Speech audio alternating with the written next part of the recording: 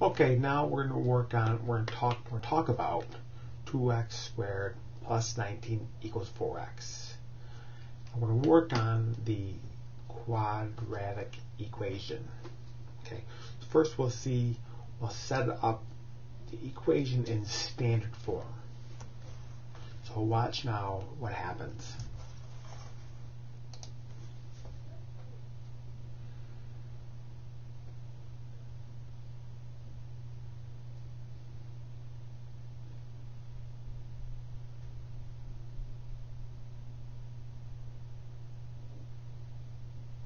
Like I just said, standard form. So watch. I use algebra to change it.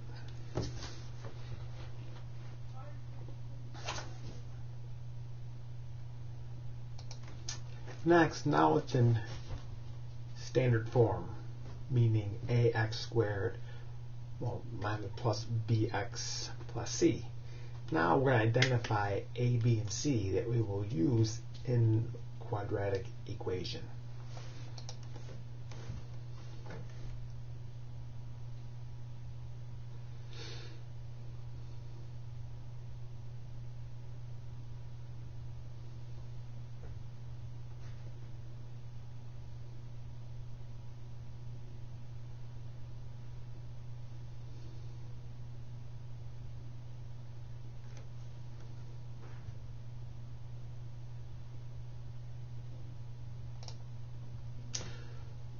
Now, here again, as you can see, we have the quadratic formula. Negative b plus or minus square root b squared minus 4ac all divided by 2a. And we have identified our a, b, and c. 2 will be a, b will be negative 14, c is 19. Now we have to substitute all the values for a, b, and c into the quadratic formula.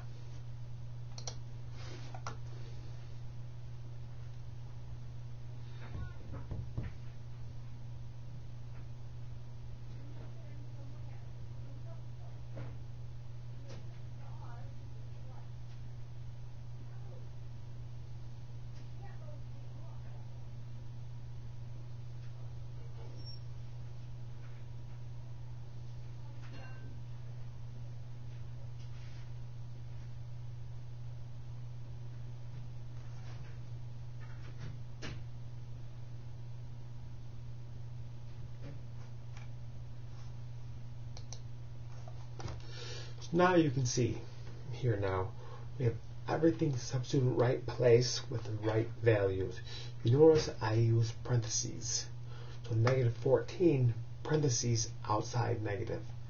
Then under the square root it's negative 14 parentheses squared. I know negative 14 squared will be positive, but I want to make sure I put everything in the right place, in the right order, with the right sign, positive or negative. Now we'll start working on the radical, working on combining the numbers, what we can do. We'll see what happens.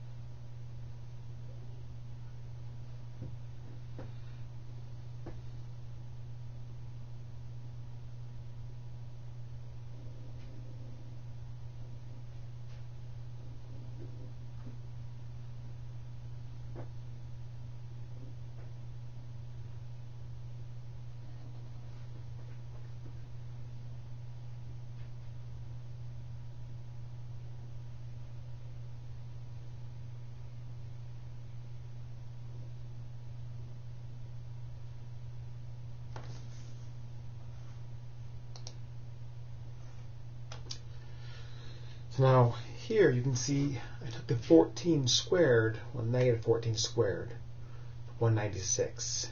Then I had the 4 times the 2 and the 19, 152. The 14 plus or minus outside the square root, all over 4.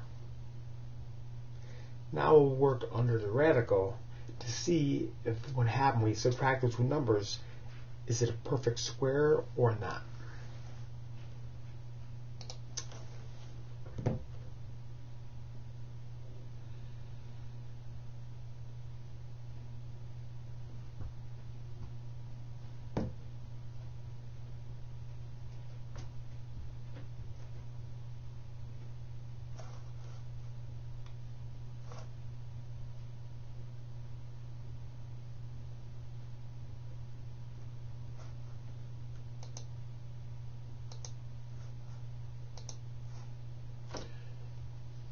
Again, now I see that I split the fraction up.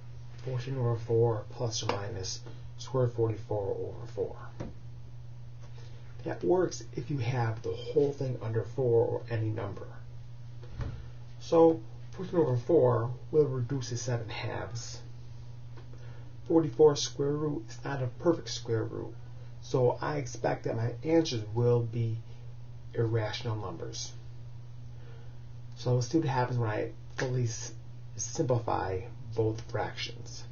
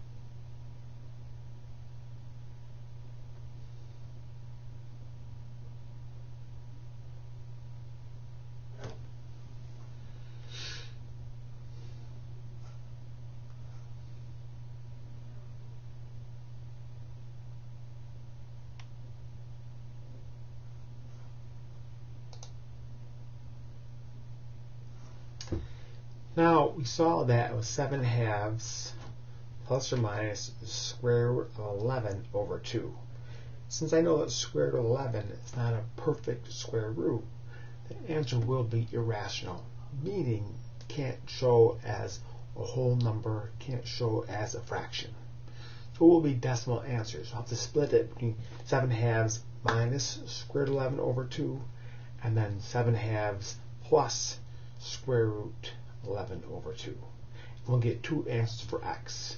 Remember, we expect two answers because the parabola crosses two places, especially for this example.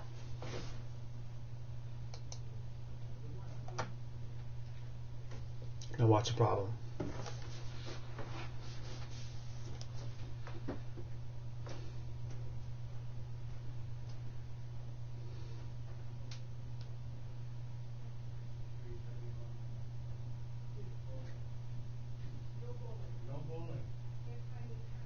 Okay. No bowling. No bowling. Oh, the annual bowling? No bowling. How come? They can't find the time to work. It's always on Saturday. Well, we'll have to. Here's what we did one year. Just got back from the dentist. Oh, what you have? Yes. Yes. No. Yes. No. Whatever. Of course. No, just cleaning. Oh. Choppers. Yeah. Nice. So now we can see that x, because irrational number, full decimal is not the full answer. So it's about 5.15832. You can round it up to 5.16 or maybe 5.158, 1.842 or 1.84. That'd be fine. Thank you very much. Have a good day. It's still Saturday.